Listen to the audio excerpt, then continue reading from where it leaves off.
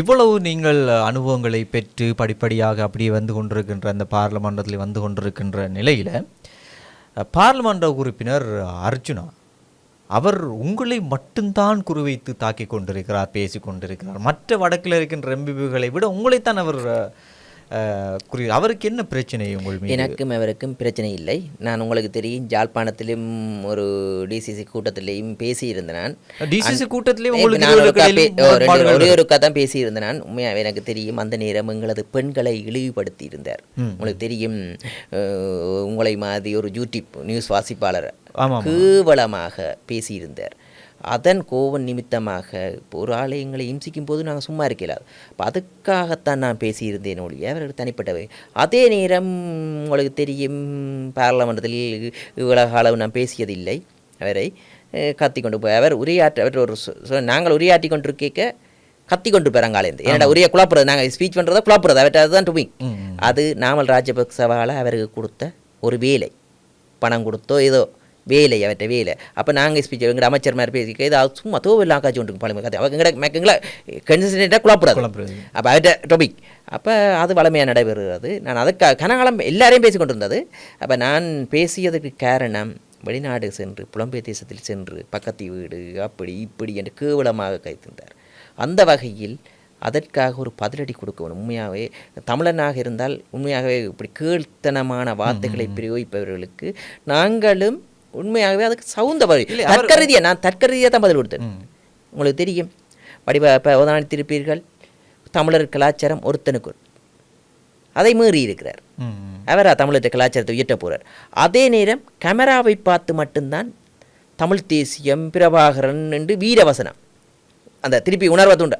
அப்போ அந்த வசனம் கேமரா முடிஞ்சோடனே நாமளோட கட்டி பிடிச்சோன்னு இருக்கிறார், நாமளோட கட்டி கேட்கிறார். இல்லை நான் கண்ணால் பார்க்குறேன். நான் ஒன்றை கூறுகிறேன், அதனால் தமிழ் மக்களுக்கு விடிவு வராது. இனவாதத்தை கட்டி எழுப்பின்னு அடிவிடலாம். 2 பேரும் தமிழ் சிங்களம் அடிவெட்டு என்ன நடக்க போகுது? இல்லை, அவர் உங்களை மட்டுமே குறிவைக்கிறாருங்க. மற்ற உறுப்பினர்கள் இருக்கிறார் தானே. ஒருவேளை இதுக்கு பின்னால் ஒரு சாதி அரசியல் ஒன்று இருக்கிறதா? இல்லை இல்லை இல்லை, சாதி அரசியல்ன்றதை விட நான் ஒன்று நினைக்கின்றேன், நான் ஒரு இளைஞர்.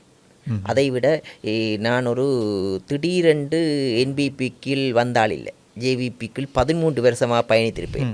அந்த வகையில் நாமல் ராஜபக்ச மஹிந்தவால், ஏனென்றால் வடக்கில் ஒரு இளைஞன் சிறு வயதிலிருந்து வந்தவர் என்ற வகையில் என்பிபியை வீழ்த்த வேண்டும் என்றால் இவர் கொள்கை ரீதியாக வந்தவர். இவரை அடித்தால் இவருக்கு சிறந்த முறையில் அறிவு கொடுத்திருப்பார்கள். 13 வருஷம் என்றால் காலம் ஒன்று. அந்த வகையில் இவரை எதுக்கும் அடிமையாக்க முடியாது என்ற ஒரு நம்பிக்கை, இவரை அடித்திரித்து விட்டால் மற்றவர்கள் பயப்படுவார்கள். அந்த வகையில் அந்த துணியை கொடுத்துருக்கலாம். கூடுதலாக அமைச்சரையும் இன்னையும் தாக்கி கொண்டு அந்த வகையில் எணி மற்ற எம்பிமார் டெவலப் ஆகி கொண்டு வருகிறோம். ஏனெண்டா இந்த கட்சி வரலாறுகள் எல்லாம் துரிஞ்சு வருக அவளுக்கும் மாறுவார்கள், எல்லாரும் மாறுவார்கள். நான் சொல்கிறேன், என்பிபியுடன் தமிழ் மக்கள் அனைவரும் கைகோர்ப்பார்கள். உண்மை என்று தெரிந்தால் யாரும் ஆதரவு தெரிவிப்பார்கள். நாங்கள் பொய்யண்டா நீங்கள் எங்களுக்கு ஆதரவு தருவீங்களா?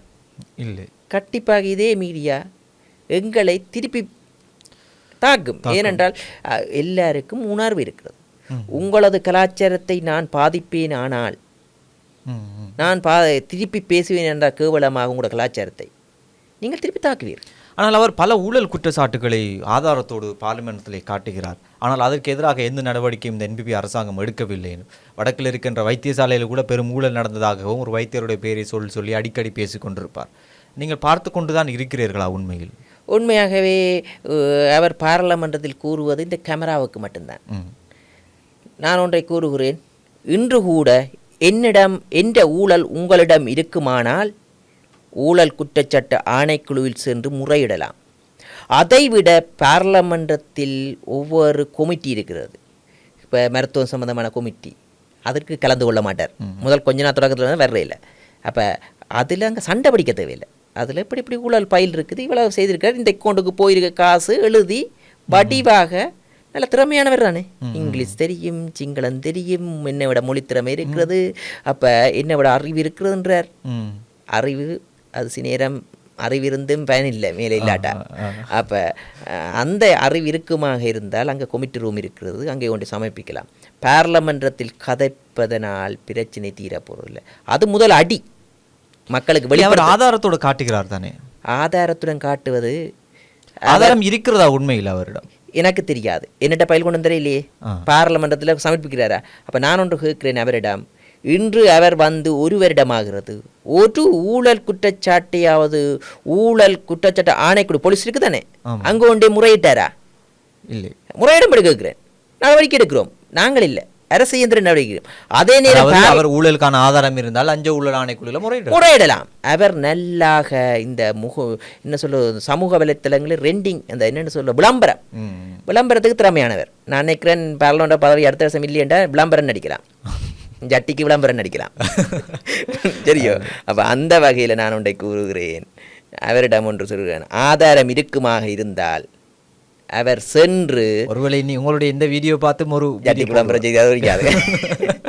அப்போ நான் நினைக்கிறேன் அவர்கிட்ட ஒன்று கூறுறேன், ஆதாரம் இருக்குமா இருந்தால் பார்லமெண்டத்தில் குறிப்பிடுங்கள், குறிப்பிட்ட பிறகு மருத்துவம் சம்பந்தமான அந்த கமிட்டி நடக்கும், அந்தந்த துறை சார்ந்த கமிட்டி இருக்கும், அங்கே துறை சார்ந்த அதிகாரிகள் வருவார்கள், அவர்களிடம் சமர்ப்பியுங்கள்.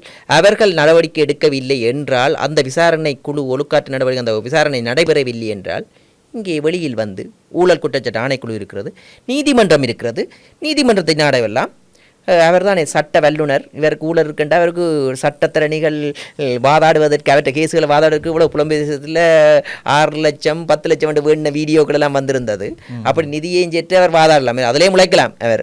அப்போ அந்த வேலைகளை செய்ய மாட்டார். அவர்களை பாருங்கள், தனிப்பட்ட ரீதியில் மருத்துவரை தாக்குவார், தனிப்பட்ட பேரை சொல்லி. எனக்கு ஒரு மருத்துவர் சொல்லி நான் விட்டுட்டு வெளிநாடு போவோமோண்டு ஒரு நாளைக்கு குடும்ப பகையர். கூடுதலாக தனக்கு துப்பாக்கி தேவை, தண்டை பார்லமெண்ட் வரப்பிரசாத பேச்சு தண்டை சுகங்களை அனுபவிக்கிறது தான் கேட்கிறார் பார்லமெண்ட் கூட பாருங்க.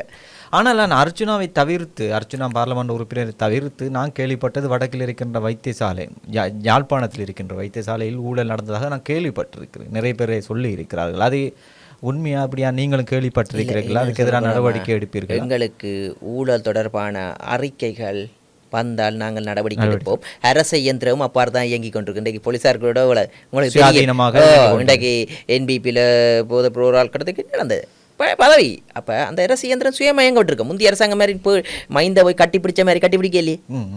அந்த வகையில் நாங்கள் சொல்கிறோம், அரசு இயந்திரம் சுயாதனம் இயங்குது. அவரை அரசு இயந்திரங்களில் ஒரு சில குறைபாடுகள் இருக்குது, எங்கள்லேயும் சில குறைபாடு இருக்கலாம். சரியா? நாங்கள் அந்த குறைபாடை நிவர்த்தி செய்ய தயாராக இருக்கிறோம். எந்த குறை எனக்கு தெரியாது, நேரம் உங்களுக்கு தெரியும், இப்படி கதைக்கலாம், இப்படி கதைச்சா நல்லா இருக்குமேண்டு. அந்த குறைகளை மாற்றுவதற்கு நாங்கள் 100க்கு 100% தயாராக இருக்கிறோம். குறைகளை மாற்றுவன் தான் மனிதன். என்னுடைய குறையை நான் ஏற்க தயார். அறிவுரை கூறுவருடன் கருத்துக்களை கேட்கின்றேன். படிப்படியாக மாற்றுவேன். பலர் என்ன முதல்ல இருந்ததில் இவ்வளோ அறிவுரை சொல்லி போய் மாறுங்க, அப்படி இப்படி அந்த அறிவுரை கேட்டு தான் நான் மாறுறோம் ஒருத்தட்ட. அதை விட இவ்வளோ இல்லை, அந்த மனநிலை வருவதே ஒரு பெரிய விடயம் தான். மற்றவர்கள் அப்படி இருக்க மாட்டார்கள். கண்டிப்பாக அந்த மனநிலை